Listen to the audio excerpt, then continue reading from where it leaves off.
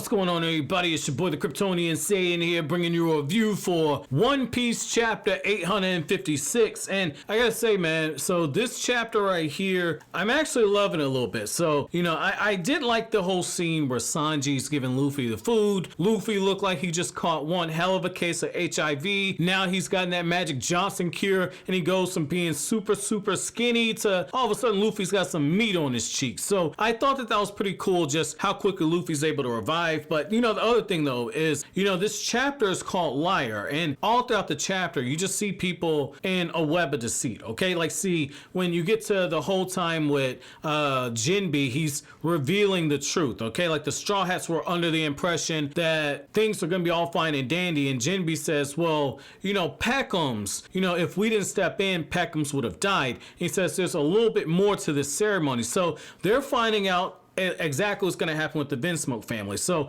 I like that moment right there. And even with Nami withheld some information. Nami basically says like, yeah, Luffy and Sanji fought, and you know, it's lying even when you admit the truth. So, you know, even my girl Nami was telling lies. So I thought that was pretty interesting. I also like how the Vinsmoke family is just falling into the web of deceit to where, you know, they're drinking and having a good time. They're saying like, oh man, you know, I can't believe they sent us barmaids who can't hold their liquor. How's a barmaid not be able to hold their liquor? I mean, it's true. You know, like with my mom's company, my mom does like a bunch of parties, and she's got this whole event center. Like on the times where I've had to step in and do some bartending, you know, people buy you shots and shit. So you do have to, you know, drink and everything. You can't get drunk. So I mean, I thought that was cool how, you know, that bit was put in there. You know, even one of Sanji's brothers is like, man, you know, none of these barmaids look like they're any fun, but oh, I'd love to get hold of Nami. Now, you look what they did right there, right? They said they love to get hold of Nami. They didn't say nothing about creepy Nico Robin. She ain't even there because Oda understood. See, when you go for the prize, you go for the gold star. Nico Robin is the bronze star. She got potential to be a silver star, but she never be a gold star. I gotta quit that Nico Robin troll, man. Like this just going on like 2 years now. Like I'm gonna start a Nico Robin own count like I do on the Naruto videos if I'm gonna keep this shit up. But yo, like on the real though, I like how they were basically saying like, oh man, I love a passionate girl because it's just so fun to break them down, which, you know, that goes into the psychology of some men. You know, they do want a woman who they can basically, you know, stomp the fire out of them. That ain't particularly something I enjoy, you know, but hey, to each their own. But I like how Judge is just like, yeah, like the real party's tomorrow. Like once we have Big Mom's ship, once we have Big Mom's Jolly Rancher on our ship, people are gonna fear at the name of the Germa Kingdom, and we're gonna take over even more of the seas. People aren't gonna want to fight anymore, and they're saying let's all cheer, let's all have a toast to that useless baby brother of mine. And what's so crazy is the fact that they're talking all this shit about Sanji, and yet at the same time Sanji has a big enough heart to where he actually wants to save their lives. I can say this for me. If it was me, I'd let those motherfuckers die. I keep it real. I'd let them die.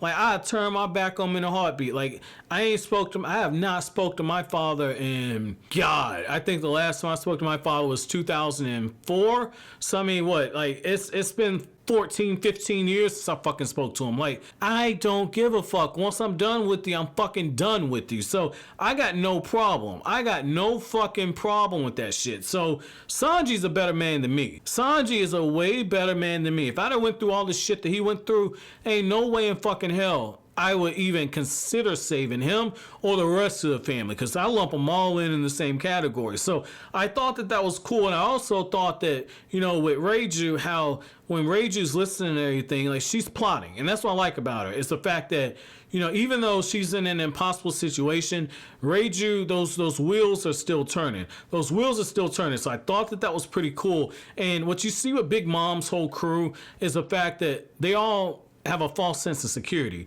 They don't understand that like the comeback's about to happen. The Straw Hats about to make them blow a 3-0 lead. Like they're about to come back and sweep their ass. So I thought that this was pretty interesting, because once you start letting your guard down, you start taking stuff for granted, that's when bad things tend to happen. So I thought that was pretty cool that you have that moment there. What I will say is that I did like how Sanji, you know, once Luffy, and this is where the final lie gets told, once Luffy hears Sanji's reasons, right? Sanji first calls Luffy a liar when Luffy says, oh, this food tastes good. And then when Sanji says, well, I can't turn my back on the crew because I attacked my captain. That's a callback to what happened in Water 7 where you had Luffy versus Usopp. I think that's like in the 300s if I'm not mistaken. Like, so I thought that was cool. That was a callback to that. The other thing was that Sanji saying like, hey, you know, Zeph and the Baratie, they being held hostage and I can't abandon my family even after everything they went through. And Luffy proceeds to say, yeah, you remember how we first met?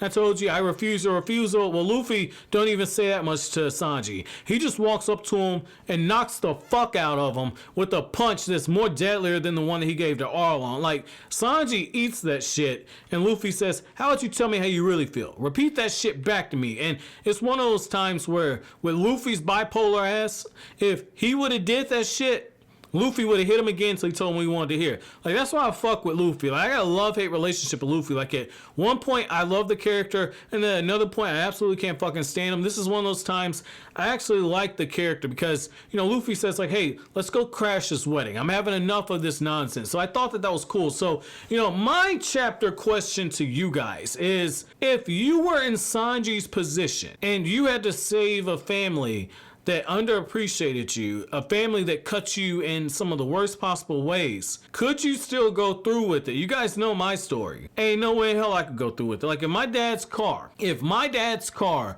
was broke down on the side of the road somewhere and it's 120 degrees outside, so we're talking blistering hot to where when you first step the fuck outside it melts your shoes, right? The rubber on your shoes. And his car was broke down, I would drive by, I'd call him over to the car so he could see me. I let him get a whiff of that cold AC. I would crank that shit on max, not drive off on his ass.